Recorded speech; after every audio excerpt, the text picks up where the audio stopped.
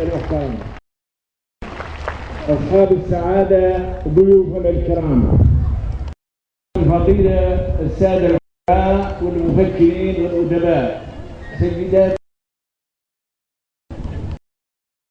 ورحمة الله تعالى وبركاته.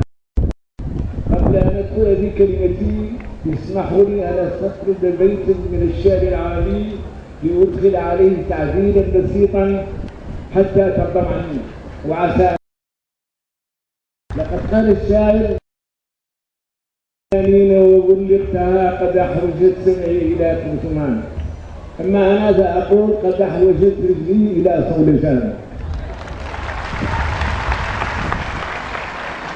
فضيلة الشيخ محمد الحسن البدو من نهاية الجامعة الكريمة يزيد حياته الثانية تحت العنوان النبوي الذي صدر منه صلى الله عليه وسلم وهو يذكر عائشة وهي تتفرج على الحبشة يلعبون في المسجد النبوي، حيث قال: ألا رسلك حتى تعلم اليهود والنصارى أن في ديننا فصحى.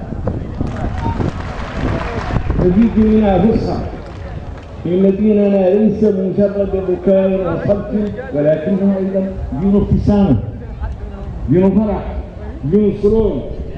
وهذا ما سنسمعه إن شاء الله خلال هذه الأيام المباركة التي متعتنا المستقبل بمبادرة معها، بمبادرة محمد الحسن البدو التي يقوم بها دائما.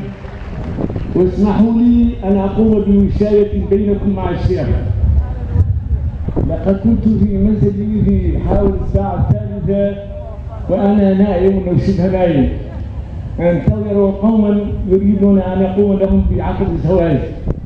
فجأة دخل علي الشيخ وفجأة قال لي: أنت مدعو لتلقي كلمة في اجتماعنا اليوم. ففكرت ما قلت له: أطلب منك فتوى. فقال لي: تفضل.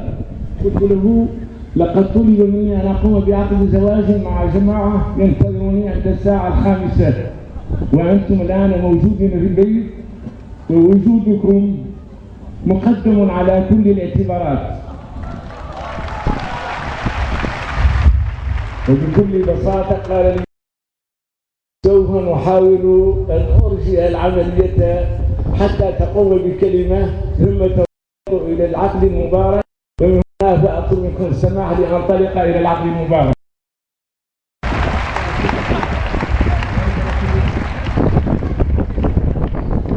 السلام عليكم ورحمة الله وبركاته.